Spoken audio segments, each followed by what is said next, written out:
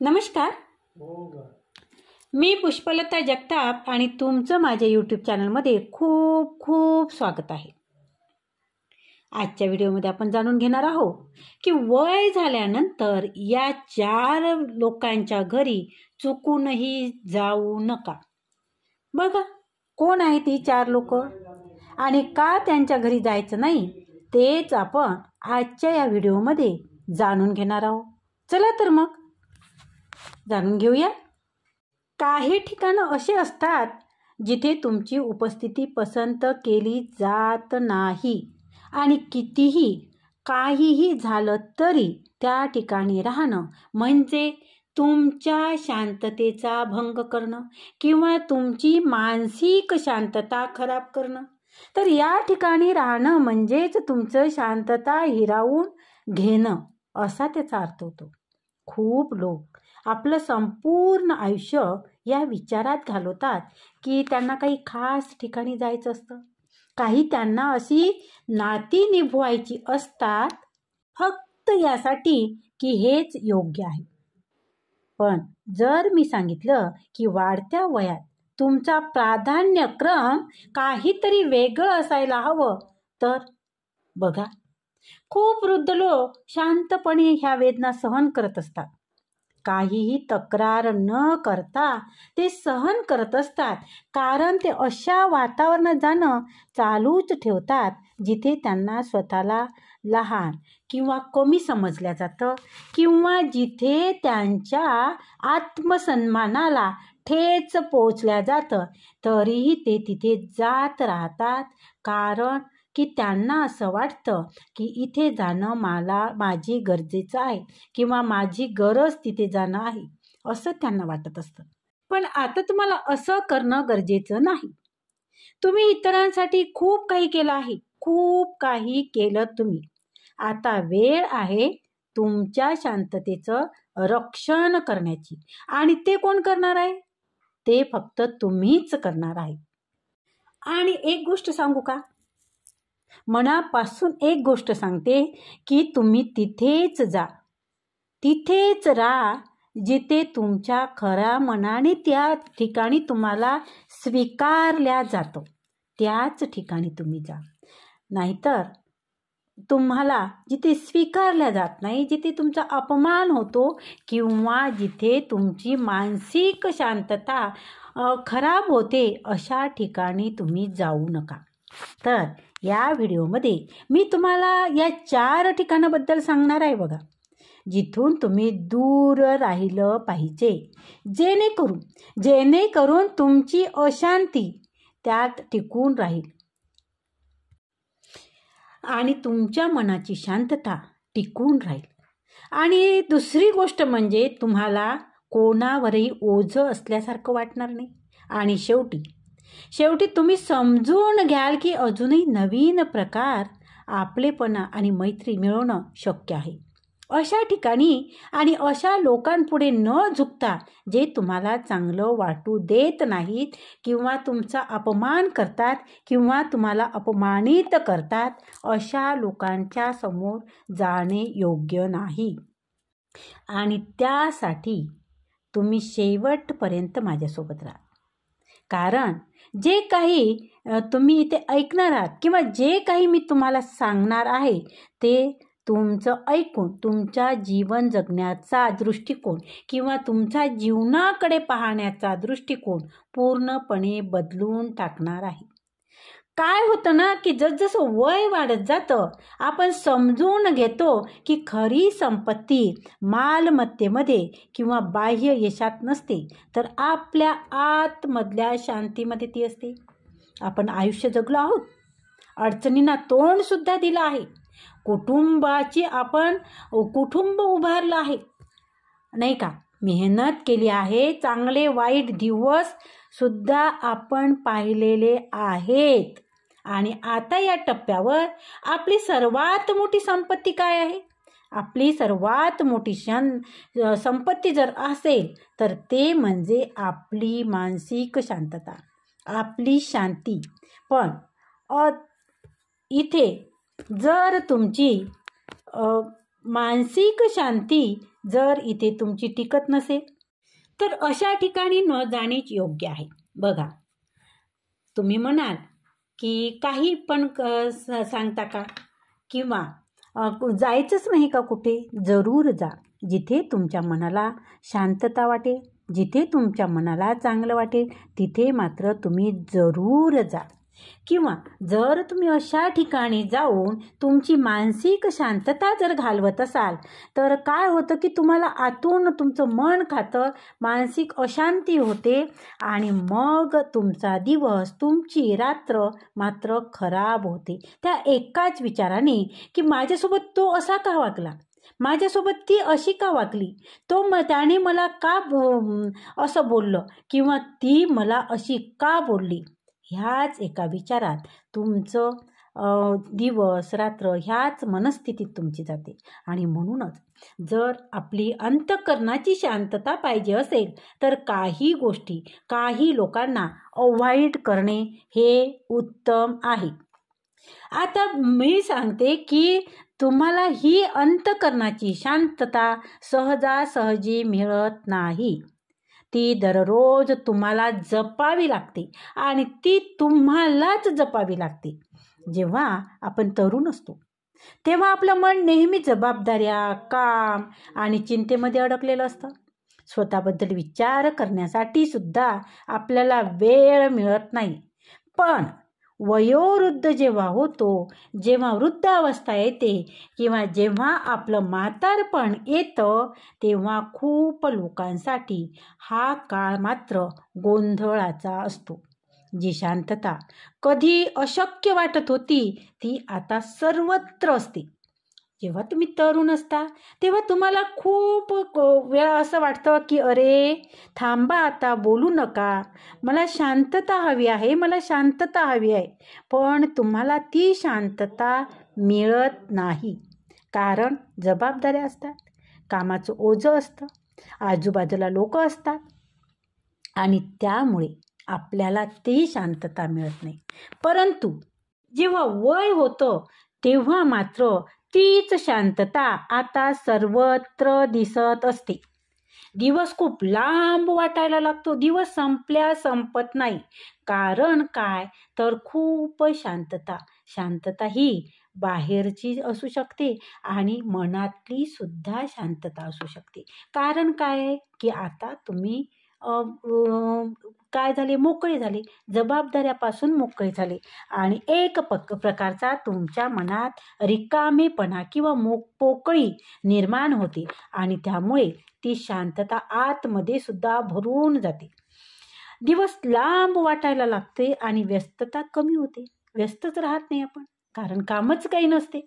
आणि सत्य समोर यायला लागतं की जर आपल्याला आत शांत नसेल किंवा आपल्या आतमध्ये शांतता नसेल तर कोणतीही गोष्ट आपल्याला अस्वस्थ करू शकते. कारण मनच जर अशांत असेल तर बाहेरच्या कुठल्याही लहानातली लहान गोष्ट तुम्हाला अस्वस्थ करून जाते. अंतःकरणातली शांतता म्हणजे एक चिंता नसणे नाही, तर ती एक अवस्था असते. तुम्ही म्हणाल की अंतःकरणाची शांतता म्हणजे आता काय आहे, काळजा नाही, आता मोकळं आहे. पण तसं नाही. अंतःकरणाची शांतता म्हणजे फक्त चिंता नसणे नाही आहे, तर ती एक तुमच्या मनाची अवस्था असते जिथे मन आणि हृदय एका लयीत असतं. जेव्हा तुम्ही कोणत्याही ओझ्याशिवाय झोपू शकता, तुम्ही कुठल्याही ताणाशिवाय, कुठल्याही टेन्शनशिवाय तुम्ही झोपू शकता. तुम्ही म्हणाल आता तर वृद्ध काळ आहे, आता वय झालं आहे, आता कुठली काळजी. परंतु बऱ्याच जणांना काळजी करण्याची सवय लागलेली असते किंवा एक आपण रोग म्हणू का, एक प्रकारचा आजार जडलेला असतो की झालेल्या गोष्टीबद्दल काळजी, समोर काय होणार आहे त्याची काळजी. आणि त्यामुळं होतं काय की जेव्हा तुम्ही रात्री झोपता तेव्हा मात्र तुम्हाला शांत झोप येत नाही. हे सत्य आहे. अंतःकरणातली शांतता म्हणजे तो टप्पा ज्या ठिकाणी कोणत्याही पश्चातापाशिवाय जाग येऊ शकते आणि आपला दिवस अनावश्यक वेदना न घेता तुम्ही घालू शकता. ही ती अवस्था आहे जिथे तुमचा आनंद इतरांवर अवलंबून नसतो, तर आपल्या जीवनाला स्वीकारण्यातून तुम्हाला तो आनंद मिळत असतो. कोणी तुमच्याशी चांगलं वागलं तर तुम्हाला आनंद होतो, किंवा कोणी तुमच्याशी खराब वागलं तर तुम्हाला दुःख होते. ह्या सगळ्याच्या पलीकडे जेव्हा तुमची मानसिक अवस्था असते तेव्हा मात्र तुमच्यासोबत कोणी चांगलं वागलं अथवा कोणी खराब वागलं त्याचा तुमच्या मनावर परिणाम न होणे म्हणजेच काय, तर तुम्ही स्वतःला स्वीकारणे, तुमच्या जीवनाला तुम्ही स्वीकारणे हे आहे. खूप लोक संपूर्ण आयुष्य ही शांती चुकीच्या ठिकाणी शोधत असतात बघा. ते विचार करतात की जेव्हा मुले यशस्वी होतील, जेव्हा आर्थिक स्थिती सुधारेल, किंवा जेव्हा सगळ्या समस्या सुटतील तेव्हा त्यांना शांती मिळेल. बऱ्याच जणांना वाटतं की आता मुले मोठी होतील, मुले यशस्वी होतील आणि मग मी शांततेनं जीवन जगेल, की मी कोणत्याही टेन्शनशिवाय जीवन जगेल. तुम्ही बऱ्याच जणांना बोलताना हे बघितलं असेल की माझी मुलं मोठी झाली, किंवा माझी मुलं कर्तबगार झाली किंवा यशस्वी झाली तर मी शांततेने जीवन जगील. असं बऱ्याच जणांना तुम्ही ऐकलं आहे ना? हो, ऐकलं आहे. बऱ्याच जणांना असं सुद्धा वाटतं की माझी आर्थिक परिस्थिती जेव्हा सुधारेल तेव्हा मी शांततेने जगील, तेव्हा मला कुठलंही टेन्शन राहणार नाही. पण हे सुद्धा चुकीचं आहे. ही शांतता, आर्थिक परिस्थिती तुमची मजबूत असेल तरच तुमची शांतता तुम्हाला मिळेल असं नाही. ही तुमच्या मनाची एक अवस्था आहे. बऱ्याच जणांना असं वाटतं की माझ्या सगळ्या समस्या सुटतील तेव्हा मी माझ्या आयुष्य शांततेनं जगेल, तेव्हा मला आयुष्यात शांतता मिळेल. पण हे सुद्धा चुकीचं आहे. बघा, समस्या कधीही सुटत नसतात. समस्या कधीच सुटत नसतात. तुम्ही तरुण असाल, तुम्ही म्हातारे असाल, किंवा तुम्ही कॉलेज लाईफ जीवन जगत असाल, तुम्ही लहान असाल, प्रत्येक व्यक्तीसाठी समस्या ही असते. कुठल्या ना कुठल्या स्वरूपात तिचं रूप दाखवत असते, रूप मात्र बदलत असते, परंतु समस्या मात्र असते. आणि म्हणून समस्या सुटणार आणि त्यानंतर मी शांततेनं जीवन जगणार हे मात्र विचार करणं खूप चुकीचं आहे. खरं काय आहे सांगू का? खरं हे आहे की नेहमी काही ना काही अपूर्ण राहील, नेहमी आव्हान असतील, आणि शांती बाह्य परिस्थितीमध्ये नाही तर आपण त्यावर कशी प्रतिक्रिया देतो त्यामध्ये आहे. तुम्ही त्या परिस्थितीला, तुम्ही त्या समस्येला तुम्ही कशा प्रकारे तोंड देता, किंवा कशा प्रकारे त्या परिस्थितीला, त्या समस्येला तुम्ही घेता, म्हणजेच तुम्ही त्याच्यावर रिॲक्ट कसं होता त्यावर सुद्धा तुमची मानसिक शांतता अवलंबून असतं.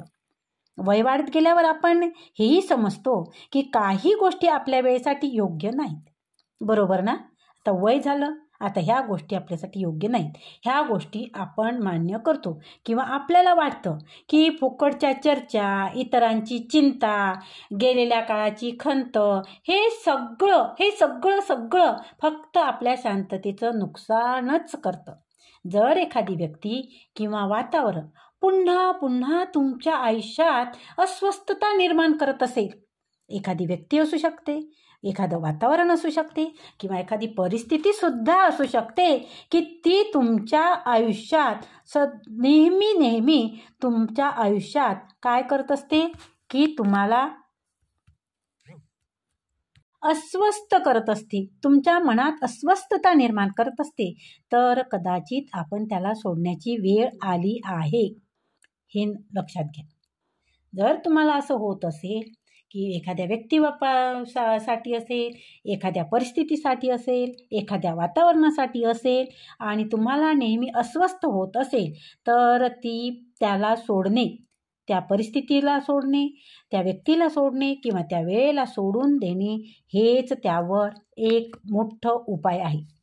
या वयात सगळ्यात महत्त्वाचं म्हणजे इतरांना खुश करणे नाही.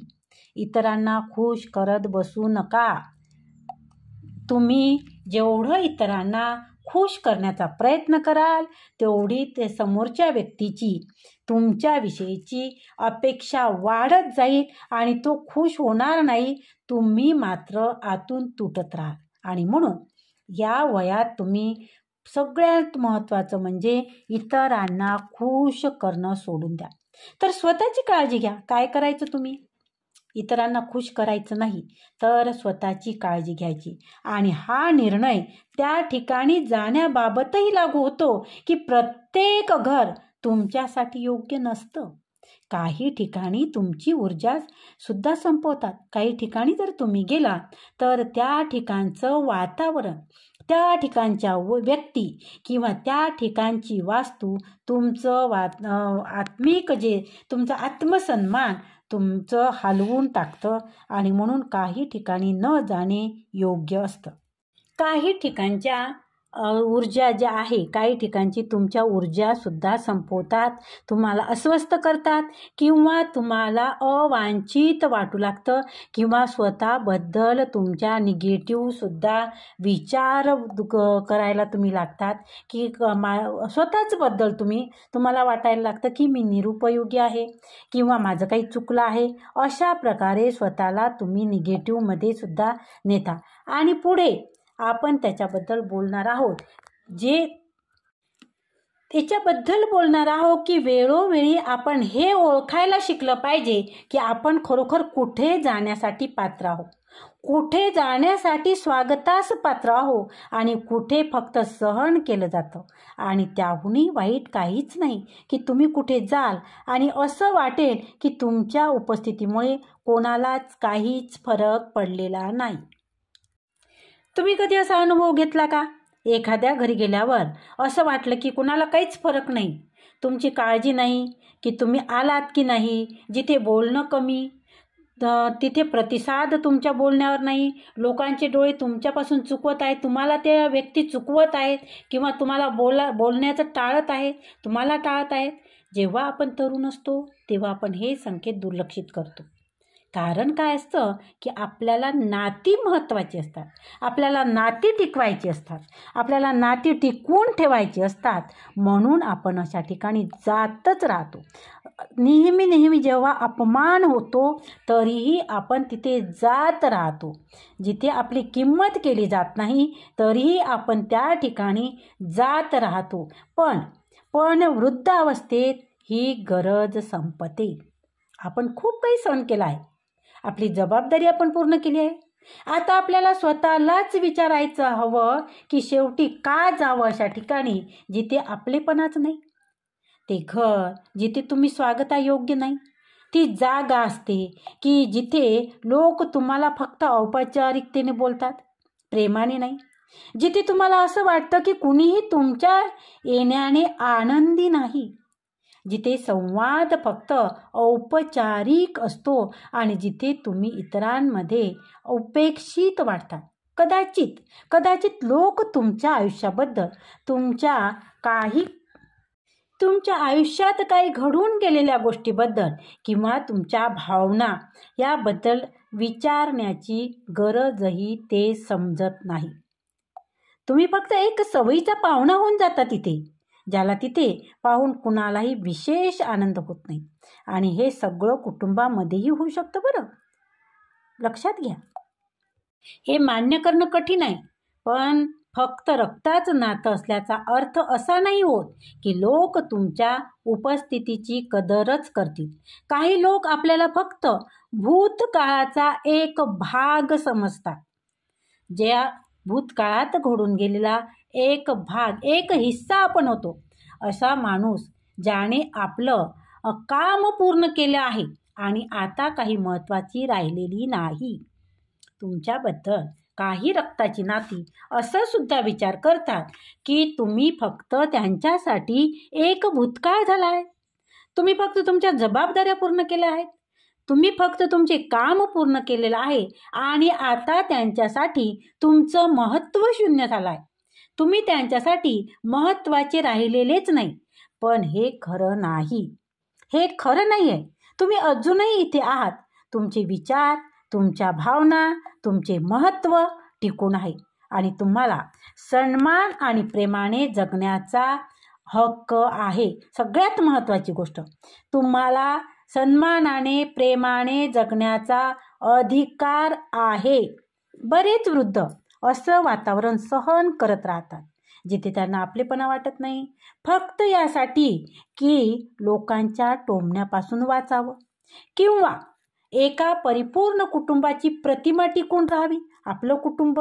आपलं कुटुंब आहे हे त्यांना दाखवायचं असतं किंवा हे लोकांना दिसावं किंवा आमचं एक पूर्ण कुटुंब आहे हे दिसलं पाहिजे ह्यासाठी. किंवा पण जरा विचार करा, खरंच हे आवश्यक आहे का? स्वतःची ऊर्जा, स्वतःचा वेळ अशा वातावरणात घालवणं योग्य आहे का जिथे खरं प्रेमच नाही? वृद्धावस्था जबरदस्तीने निभावल्या जाणाऱ्या जबाबदाऱ्याचा काळ नसतो, तर हा तो काळ असतो जिथे आपल्याला पूर्ण मोकळीक असावी की आपण कुठे आणि कोणासोबत राहावं. आणि थंड आणि नीरस वातावरणापेक्षा अधिक वाईट काय असू शकतं? जिथे तुम्हाला ओळखल्या जात नाही, जिथे तुमचं एक माणूस म्हणून किंवा सन्मान तुम्हाला दिला जात नाही. एक प्रौढ व्यक्ती, एक अनुभवी व्यक्ती, ज्याने त्याग केला अशी व्यक्ती म्हणून जिथे पाहिल्या जात नाही, तर अशा ठिकाणी जाणं योग्य आहे का? बघा, विचार करा. जिथे संवाद फक्त ओझं आहे, अस्वस्थता घेऊन येतं, ते संवाद तुमच्या मनाला अस्वस्थ करतं आणि हे आपल्याला आणखी एका घराकडे घेऊन जातं जे तुमची शांती चोरू शकते. आणि ती जागा असते जिथे गॉसिप आणि नकारात्मकतेचा अधिराज्य असतो. आता काय होतं की वय वाढल्यावर आपण शिकतो की शांतता निरर्थक बोलण्यापेक्षा खूप मौल्यवान असते. हो की नाही? शांतता हे खूप बोलण्यापेक्षा अधिक मौल्यवान आहे. पण काही ठिकाणी शांतता कधीच नसते, कारण तिथल्या संवादात काही सारच नसतो. ते फक्त तुमची मानसिक शांती हिरावून घेण्याचं एक ठिकाण असतं. ती घरं जिथे लोक फक्त इतरांच्या आयुष्यावर चर्चा करतात, त्यांना जज करतात आणि अशा गोष्टी पसरवतात की ज्या खऱ्याही नसतात. आणि सगळ्यात वाईट गोष्ट म्हणजे काय आहे सांगू का? हे सगळे आपल्याच आतून चांगलं वाटू देत नाही. आपल्याला हे सगळं आपल्याला आतमधून चांगलं वाटू देत नाही. ह्या गोष्टी तुम्हाला अस्वस्थ करतात. त्या गोष्टी तुम्हाला नको असतं. ते इतरांविषयीच्या चर्चा तुम्हाला नको असत्या. पण काही ठिकाणी मात्र ह्या गॉसिपला खूप महत्त्व असतं आणि ते गॉसिप खूप करत असतात. मग अशा ठिकाणी तुमची मानसिक शांती जर जात असेल, तुम्ही घालवत असाल, तर अशा ठिकाणी जाणं तुम्ही लगेच बंद करा. तुम्ही कधी अशा घरात गेला का जिथे आत पाऊल ठेवतात ऐकायला येतं की कुणी काय केलं, कोण चुकलं, कोण अडचणीतून जात आहे?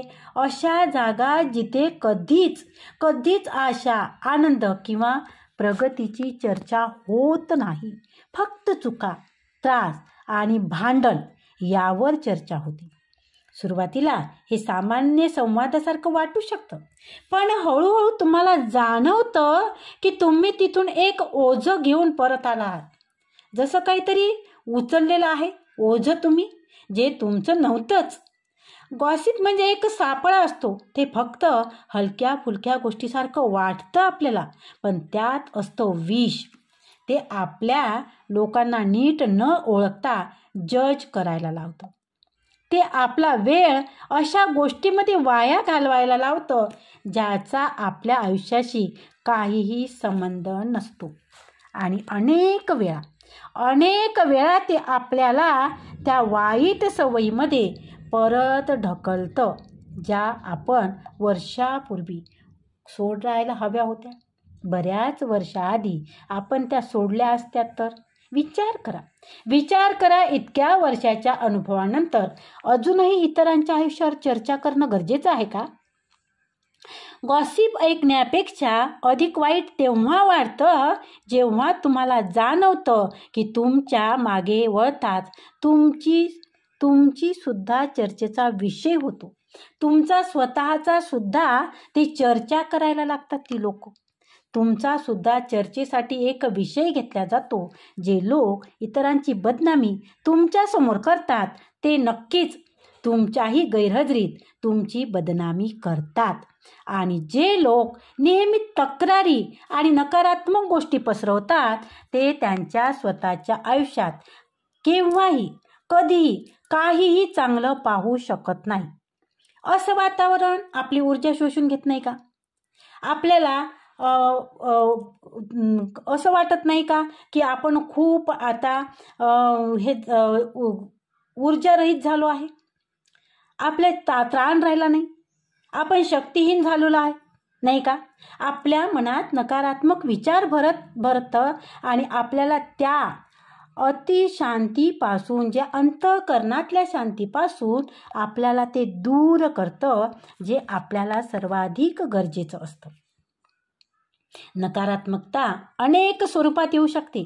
काही घरं अशी असतात जिथे प्रत्येक गोष्टीत उणीव शोधली जाते, जिथे लोक नेहमी सर्वांची वाईट पाहतात, जिथे प्रत्येक संवाद एक स्पर्धा बनतो की कोणाच्या आयुष्यात जास्त अडचणी आहेत. ही जागा आधार, सांत्वन किंवा मैत्री देण्याऐवजी फक्त असमाधान आणि निराशा पसरवत असते. आणि त्या जागेवर पुन्हा जाण्यापेक्षा तिथे न जाणे चांगलं नाही का? तुमचा हक्क आहे की तुम्ही अशा वातावरणात राहा जे तुमच्या मनाला हलकं करतं, तुम्हाला शांती देतं. अशा लोकांमध्ये राहा जे सन्मानाने बोलतात, ज्या आठवणी वाटल्या जी स्मित हास्य घेऊन आली आहे, ज्या आठवणी काढल्या की तुमच्या चेहऱ्यावर स्मित हास्य येते, ना की विनाकारण चिंता आणि गॉसिप. आणि जर एखादी जागा तुम्हाला हे सगळं देत नसेल तर सर्वात चांगला निर्णय म्हणजे त्यापासून दूर होणे. पण अजून एक प्रकारचं घर आहे बरं, ते त्याहूनही जास्त नकारात्मक आहे आणि नुकसानकारक असू शकतं. आणि ती जागा जिथे तुमचं महत्त्व फक्त तेव्हाच जाणवलं जातं जेव्हा कुणाला तुमच्याकडे काहीतरी हवं असतं, तुमच्याकडून काहीतरी फायदा हवा असतो. आणि आता आपण त्यांच्याबद्दल बोलणार आहोत. वेळोवेळी आपण ते समजायला लागतो की केव्हा केव्हा आपल्याला खरंच महत्त्व दिलं जातं आणि केव्हा केव्हा आपण फक्त इतरांच्या सोयीसाठी आहोत. काही ठिकाणी अशी सुद्धा असतात जिथे आपल्याला आपल्या प्रेमासाठी, आपल्या अनुभवासाठी किंवा आपल्या अस्तित्वासाठी नाही बोलावलं जात, तर फक्त यासाठी की आपण तिथे काही कामासाठी उपयोगी पडत असू किंवा आपला उपयोग होऊ शकतो. आणि हा जाणीवेचा क्षण कदाचित सगळ्यात जास्त दुःखद असतो. हे जाणून घेणं हे लोक तुमच्या प्रेमाने नाही तर गरजेने आठवण काढतात. कदाचित तुम्ही हे अनुभवलं असेल नाही का? काही लोक जे कधी तुमची खबर सुद्धा घेत नाहीत, पण जेव्हा त्यांना काही मदत हवी असते तेव्हा अचानक समोर येतात. मुले, नातेवाईक किंवा ओळखीचे जे कधीही तुमच्या तब्येतीबद्दल किंवा हालचालीबद्दल विचारत नाही, पण जेव्हा त्यांना आर्थिक मदत लागते, सल्ला लागतो किंवा काही काम निभवायचं असतं तेव्हा ते तुमची आठवण काढतात. आणि आपणही प्रेम किंवा सवयीने म्हणा त्यांना मदत करतोच की. आपल्यालाही वाटतं की आपण उपयोगी असावं नाही का, मदत करावी. पण मनाच्या एखाद्या कोपऱ्यात आपल्याला जाणवतं की हे नातं एकतर्फी आहे, मदतीचा विषय नाही. कारण एखादा गरजू व्यक्तीला मदत करणे जो तुमची कदर करतो नेहमी एक चांगली गोष्ट असते. पण खरी वेदना, खरं दुःख तेव्हा होतं जेव्हा आपल्याला जाणवतं की या क्षणाव्यतिरिक्त आपलं काही महत्त्व नाही. बस एवढ्यासाठी पैसे मागायचे आहे त्याच्यासाठी तुमचं महत्त्व, तुमचा कुठला सल्ला हवा आहे त्याच्यासाठी तुमचं महत्त्व. आणि जेव्हा तुमचं नातं गरजेवर येऊन ठेपतं तेव्हा मात्र त्या नात्यामध्ये दुःख वाटतं आणि मग असं नातं नको असं आपल्याला वाटतं, हो ना? आपल्या बोलावण्यामागे, आपल्या बोलण्यामागे त्यांचा कुठलाही खरा आपलेपणा नसतो. कोणालाही आपल्यामध्ये काहीही रस नसतो. आपल्या कुठल्याही कहाणीत त्यांना काहीही घेणं देणं नसतं. भावना किंवा आयुष्यात त्यांना काही इंटरेस्ट नसतो आणि आपल्याला फक्त एक साधन म्हणून तुम्हाला पाहिलं जातं, गरज असली की बोलावलं जातं. आणि ही भावना वृद्धावस्थेत आणखी जास्त वेदनादायक होऊ शकते, कारण हा तो काळ असते जिथे आपल्याला सर्वात जास्त सन्मान आणि संवेदनशीलतेची गरज असते. आपल्याला हे नको असतं की हे लोकांनी आपल्याला ओझं समजावं, पण आपल्याला हेही नको असतं की आपल्याला फक्त एक तात्पुरता उपाय म्हणून पाहावं किंवा त्यांच्या गरजेपुरतं पाहावं, जो फक्त तेव्हाच आठवतो जेव्हा कोणाला आपण हवे असतो. प्रत्येकाला खऱ्या नात्याची गरज असते, हे निश्चितच आहे, पण अशी नाती ज्यात परस्पर सन्मान आणि काळजी असते, फक्त स्वार्थ नाही. पण इथे एक महत्त्वाची गोष्ट लक्षात ठेवा की कोणीही तुम्हाला तोपर्यंत वापरू शकत नाही जोपर्यंत तुम्ही त्याला स्वतः परवानगी देत नाही. जर तुम्हाला वाटत असेल की हे लोक तुमची फक्त तेव्हाच आठवण काढतात जेव्हा त्यांना काही हवं असतं, तर तुम्हाला नकार देण्याचा पूर्ण अधिकार आहे. हे तुमचा हक्क आहे, हा तुमचा अधिकार आहे. तुम्ही ठरवावं की आपली ऊर्जा कुठे खर्च करायची आहे आणि आपला वेळ कोणत्या लोकांसोबत घालवायचा आहे. हा स्वार्थ नाही आहे, हा तुमचा आत्मसन्मान आहे.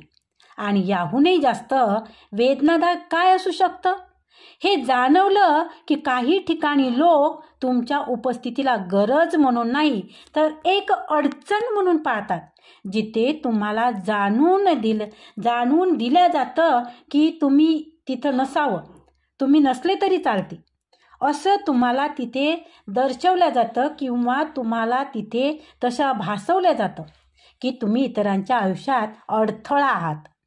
फार थोड्या गोष्टी इतक्या वेदना देतात जितकं की जाणवणं की तुमचं अस्तित्व कोणालाही आनंद देत नाही.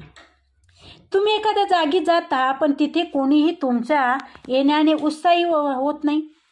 संवाद लहानसा, औपचारिकता असतो, लोक तुमच्या डोळ्यात डोळे घालून बघणं टाळतात आणि आजूबाजूला एक विचित्र अशी शांतता असते, एक अस्वस्थ असं वातावरण असते जे तुम्ही शब्दात सांगू शकत नाही, पण नक्कीच अनुभवू शकता. पण तुम्ही कधी असा अनुभव घेतलाय का, अशा ठिकाणी असणं जिथे कोणत्याही कारणाशिवाय असं वाटतं की तुम्ही इतरांसाठी एक त्रास आहात? तर अशा ठिकाणी जाणं मात्र निश्चित टाळा. वृद्धावस्थेतील सगळ्यात कठीण परिस्थितीपैकी एक आहे वर्षानुवर्ष आपण आपल्या कुटुंबासाठी, कामासाठी, मित्रासाठी स्वतःला समर्पित केलं. आपण नाती जपली, लोकांना मदत केली, नेहमी त्यांच्या पाठीशी उभी राहिलो. पण काही ठिकाणी असं वाटलं की सगळ्यांचा काही अर्थच नव्हता. आपली उपस्थिती जी कधी सर्वांची गरज होती, आता जसं कोणाला काही फरकच पडत नाही. आणि याहूनही जास्त दुःख तेव्हा वाटतं जेव्हा आपल्याला असं जाणवतं की आपण इतरांच्या दिनचर्येमध्ये अडथळा बनलो आहोत. प्रत्येक संकेत स्पष्ट असतो असं नाही, कधीकधी त्या छोट्या छोट्या गोष्टी असतात ज्या एकत्रित येऊन आपल्याला जाणवून देतात की आता आपल्याला इथे आधीसारखा आपलेपणा मिळत नाही. आणि संक्षिप्त उत्तर, आवाजात आधीरता, तुमच्या बोलण्यात संपवण्याचा प्रयत्न. जसं तुमच्या उपस्थितीमुळे कोणीतरी अस्वस्थ होतंय असं तुम्हाला जाणवतंय. त्यासाठी कठोर शब्दाची गरज नसते. त्यांनी कठोर शब्दात तुम्हाला बोलावं याची काहीच गरज नसते. ते तुम्हाला त्यांच्या वर्तनातून जाणवत असतं आणि त्यामुळे शांतता आणि अंतरच सगळं काही तुमच्यासाठी ते सांगून जातं. हे सगळं तुमच्या स्वतःच्या कुटुंबातही होऊ शकतं बरं. असं होऊ शकतं की तुमची मुलं आणि नातवंड त्यांच्या जीवनात इतकी व्यस्त असतील की त्यांना हे जाणवणारही नाही की ते तुम्हाला कसं वागवत आहेत. असं होऊ शकतं की तुमचे जुने मित्र आता तुमच्या मतात तेवढे रस घेणं बंद करत असतील आणि हळूहळू तुम्हाला हे जाणवायला लागेल की तुम्ही तिथे आहात तर खरं पण जणू तुमची उपस्थितीला काही अर्थच उरलेला नाही. तुम्ही तिथे आहात हे मान्य आहे, पण तुम्ही असलं काय आणि नसलं काय ह्यात काहीही फरक जाणवणार नाही. हे जाणवलंय की तुम्ही कोणासाठी ओझं बनलात हे जीवनातील सर्वात मोठ्या अन्यायापैकी एक आहे. कारण कोणताही माणूस असंच वृद्ध होत नाही की प्रत्येकाचं स्वतःचं एक जीवनकथन असते, त्याच्या जीवनाची एक कहाणी असते. कोणीही या वयाच्या टप्प्यावर कोणत्याही योगदान न देता इथपर्यंत पोहोचत नाही. त्याचा काहीतरी त्याग असतो, त्याचं काहीतरी देणं असतं आणि स्वतःभोवती असलेल्या लोकांसाठी आपलं सर्वोत्तम न देता तुम्ही ओझं नाही, तुमची कदर आहे. तुमचा वेळ, तुमचा अनुभव, तुमच्या गोष्टी यांना अर्थ आहे. आणि जर कोणी हे पाहू शकत नसेल तर चूक तुमच्यात नाही आहे, ते चूक त्यांच्यात आहे. जर तुम्हाला वाटत असेल की तुम्ही त्या ठिकाणी जबरदस्तीने जात आहात, तर जिथे तुम्हाला आपलेपणा वाटत नाही, तर कदाचित आता थांबण्याची वेळ आली आहे. त्या ठिकाणापासून दूर राहणं जिथे तुमच्यासाठी जागाच नाही, हे एकटेपणा नाही आहे, तर आत्मसन्मान आहे.